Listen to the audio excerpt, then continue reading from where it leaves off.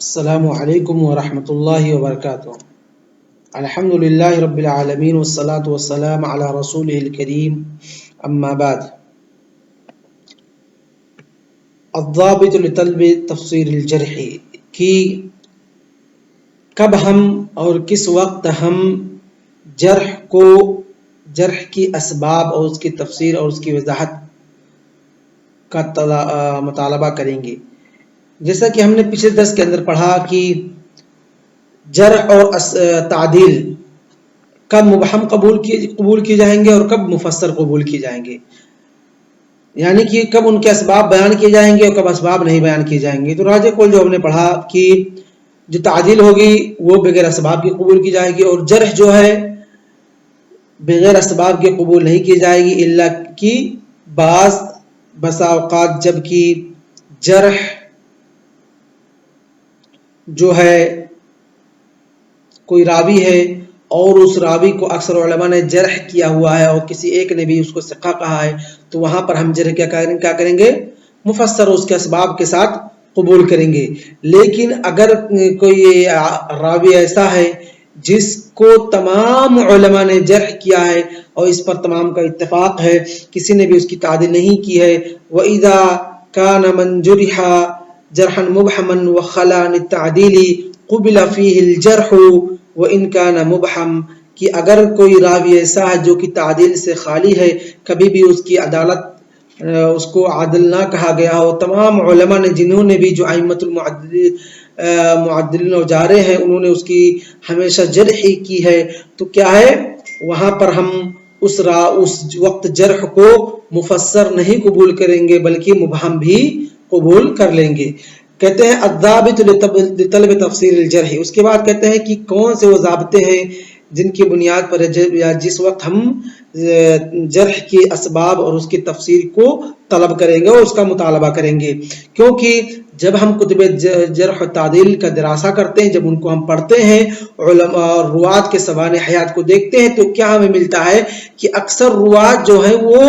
ان کے جو جرح کی گئی ہے اس کے اندر اس کے اسباب نہیں بیان کیے گئے ہیں۔ تو وہی کہتے ہیں یرد الجرح فی کتب الجرح والتعدیل مبہما فی الغالب، اکثر غالب طور پر جو ہے وہ کتب الجرح والتعدیل کے اندر جو جرح روات کے ذکر کیے گئے ہیں وہ جرح کیا ہے؟ اکثر مبہم ہے۔ اکثر کیا ہے؟ 90% جرح کیا ہے؟ مبہم ہے۔ کہتے ہیں وَلَا مَنَاصَ مَنْ أَخَذَ تِلْكَ الْجُرُوحِ الْمُبْهَمَةِ بِالْاعْتِبَارِ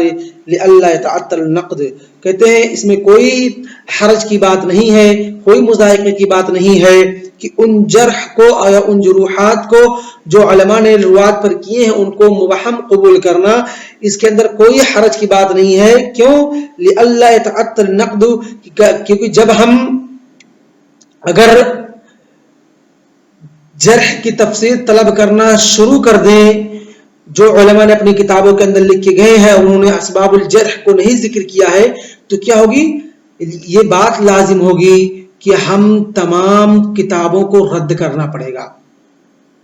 تمام کتابوں کو رد کرنا پڑے گا، ان کے اقوال کو نہیں لینا پڑے گا، کیونکہ اس کے اندر جرح جو ہے مبہم ہی ذکر کیے گئے ہیں۔ کہتے ہیں ولیکن یتأکد طلب تفسیر الجرح، تو اس وجہ سے کہتے ہیں کہ جرح کو جو جس طریقے سے کتابوں کے اندر تھے علماء کو ان کے اسباب معلوم تھے، لیکن طول کتاب کی وجہ سے، جیسا کہ امام بخاری رحمہ اللہ اپنی کتاب تاریخ الکبیر کے تعلق سے کہتے ہیں جس کو انہوں نے لکھی اور ان کی عمر تقریباً 18 سال کی تھی اس وقت، انہوں نے کہا کہ میں نے اس کے اندر تقریباً انہوں نے 40,000 روات کا تذکرہ کیا ہے، اور بعض علماء کہتے ہیں 12,000، تو جتنے بھی روات کا اس کے اندر تذکرہ کیا گیا ہے، کہتے ہیں کہ امام بخاری رحمہ اللہ کہتے ہیں کہ جتنے بھی روات کا اس کے اندر ہم نے تذکرہ کیا اور ان کی جرح کی ہے، کوئی ایسا راوی نہیں کہ جس کے بارے میں یہ کوئی نہ کوئی قصہ ایک نہ ایک واقعہ معلوم ہو۔ تو یعنی کہ اگر امام بخاری رحمہ اللہ ہر ایک راوی کے بارے میں اس کی جرح کی تفسیر لکھنا شروع کر دیتے، جرح کی ہے اس کی تفسیر لکھنا شروع کر دیتے، تو کتاب کیا تھی؟ کافی طول اور کافی ضخیم ہو جاتی۔ تو اس وجہ سے علماء نے ان کتابوں کو ضخیم نہ ہونے دینے کی وجہ سے صرف اور صرف جرح کو ذکر کر دیا ہے اور اس کے اسباب کو ذکر نہیں کیا ہے، اور جو علماء تھے وہ اہل التقوی اور صاحب الورع اور غیر مغفل تھے اور از جرح اور تعدیل کے اسباب کو جاننے والے تھے، متقی اور پرہیزگار تھے، وہ وہی حکم لگاتے تھے جس کا راوی مستحق ہوتا تھا، تو ان کی امانت پر اور ان کے علم پر، ان کے تقوی پر اور ان کی صداقت پر بھروسہ کرتے ہوئے ہم کیا کریں گے؟ جو کتابیں آج ہمارے پاس موجود ہیں گرچہ وہ جرح کے اسباب سے خالی ہے لیکن ہم ان کو کیا کریں گے؟ مانیں گے۔ کہا ولیکن یتأکد طلب التفسیر ولیکن يتأكد طلب تفسير الجرح حيث توجد قرينة داعية إليها، کہ کب جرح کو مفسر قبول کرنا ضروری ہوگا، یعنی کب اس چیز کی ضرورت محسوس ہوگی کہ جرح کو ہم مفسر قبول کریں، اس کے اسباب کے ساتھ قبول کریں، اور کب وہ ضروری ہو جاتا ہے کہ ہم جرح کو اس کے اسباب کے ساتھ قبول کریں؟ جب کوئی قرینہ پایا جائے اور وہ قرینہ اس کی طرف بلا رہا ہو، دعوت دے رہا ہو کہ نہیں یہاں پر ضروری ہے اس راوی کے تعلق سے، کوئی راوی ہو اس کو بعض علماء نے ضعیف کہا ہے، بعض علماء نے ثقہ کہا ہے، یعنی کافی تعارض ہے علماء کے درمیان اس کے تعلق سے، تو وہاں پر اب جو جرح کر رہا ہے وہاں پر ہم کیا کریں گے بھائی؟ آپ جرح کے اسباب کو ذکر کیجئے۔ یا اگر کوئی جارح یا معدل ہے وہ اس کے اجتہاد کو دیکھیں گے کہ کہیں اس راوی کو شک تو نہیں ہو گیا ہے، کہیں اس راوی کو شک تو نہیں ہو گیا ہے، تو وہاں پر ہم راوی کے اجتہاد کو دیکھیں گے کہ اس کے اجتہاد کے اندر اختلاف ہوا ہے، اس کی وجہ سے اس نے یہ کہا ہے، یا اسے صرف اور صرف ہلکا پھلکا تہمت پائی جانے کی وجہ سے روات کے اندر اس کی وجہ سے اس کو کیا کیا ہے؟ جرح کیا ہے۔ تو تہمت یسیر جو ہے وہ روات کے اوپر نقد کا باعث نہیں بنتی ہے، اور دیکھیں گے کہ بعض جو متشددین علماء ہیں، متعنتین ہیں جو جرح کے اندر، وہ ہلکی پھلکی سی باتوں پر علماء روات کو کیا کر دیتے تھے؟ جرح کر دیتے تھے۔ تو وہاں پر اگر کوئی متعنت ہے اور وہ کسی کو جرح کر رہا ہے صرف تہمہ یسیرہ کی وجہ سے، تو وہاں پر اسباب ہم طلب کریں گے، بھائی کیوں تم کر رہے ہو؟ او نحو ذلك مما لا يجب سقوط قول الجارح ولا ينتهي الى الاعتبار به على الاطلاق بل يكون بين وبين، تو وہاں پر ہم کیا کریں گے؟ جارح کے قول کو مطلب چھوڑ نہیں دیا جائے گا، بلکہ وہاں پر دیکھا جائے گا کہ کس وجہ سے اس نے روات کو جرح کیا ہے۔ کہتے ہیں اما اذا انتفت الظنون وانتفت التهم، کہ جب ظنون اور تہم ہٹ جائیں گے، وکان الجارح حبرا من احبار الامہ، یعنی جو جارح تھا اس کے تعلق سے اس طریقے سے کوئی اور بات نہیں اس کے تعلق سے، اور وہ حبر من احبار الامہ یعنی بہت بڑا عالم تھا، اور مبرع عن مزان التہمہ، اور تہمت کی جگہوں سے وہ دور تھا، یعنی اس کے اوپر کوئی ایسی الزام یا اور کوئی چیز نہیں لگائی جا سکتی تھی۔ تو کہتے ہیں اوکان المجروح مشروحا بالضعف متروکا بین النقاد، اور اس طریقے سے جو مجروح ہے جس کی جرح کی جا رہی ہے وہ لوگوں کے درمیان ضعف سے مشہور ہو،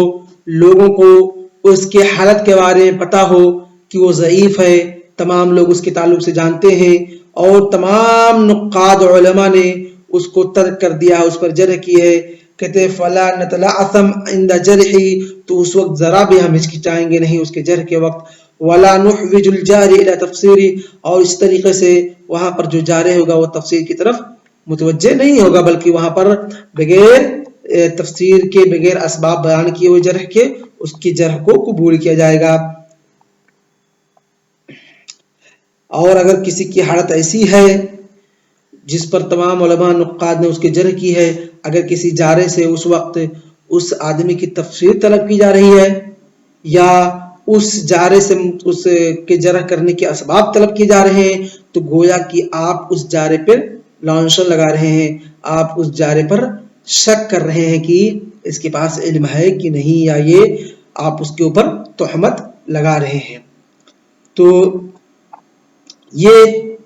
ہے وجہ ہے کہ اکثر جرح و تعدیل کی کتابیں کیا ہیں، وہ اسباب سے اور تفسیر سے خالی ہیں، لیکن جب جارح ہوگا اور جو جارح ہوگا، جرح کرنے والا ہوگا، اس کے تعلق سے کوئی شک یا اس کے اجتہاد کے اختلاف ہونے کا خدشہ رہا ہو، یا اس کے تعلق سے کوئی یہ رہا ہو کہ وہ تہمت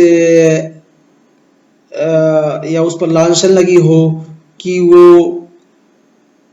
اس کا عقیدہ یا کسی اور طریقے سے کوئی اور چیز اس کے اندر نہ پائی جا رہی ہو جس سے